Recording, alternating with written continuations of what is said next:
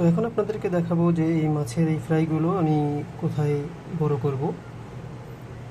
এটা হচ্ছে আমার একটা ফ্রাইয়ের ট্যাঙ্ক।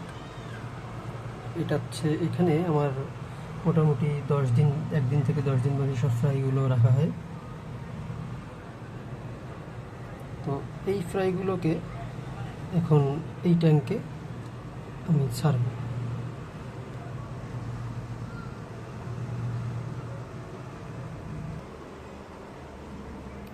এই ব্রিডিং ট্যাঙ্ক থেকে ফ্রাইগুলোকে এই ছোট পটের মাধ্যমে এভাবে কালেকশন করা হচ্ছে, করে আমরা ফ্রাইয়ের ট্যাঙ্কে দিয়ে দেব।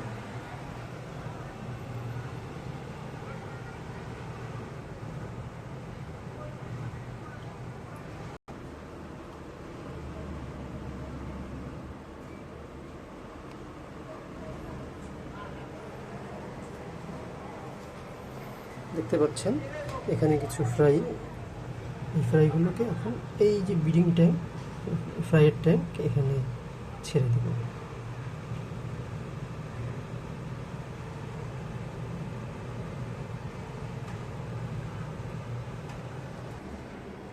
মাশাআল্লাহ, একটা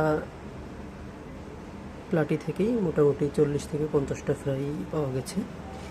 এখন ফ্রাইগুলোকে আলাদা করে দিব। দেখেন এভাবে অল্প পানি দিয়ে ফ্রাইগুলোকে তুলে তারপরে যে ট্যাঙ্কে ফ্রাইগুলোকে বড় করা হবে সেই ট্যাঙ্কে, ফ্রাইয়ের ট্যাঙ্কে এদেরকে ছেড়ে দিচ্ছি।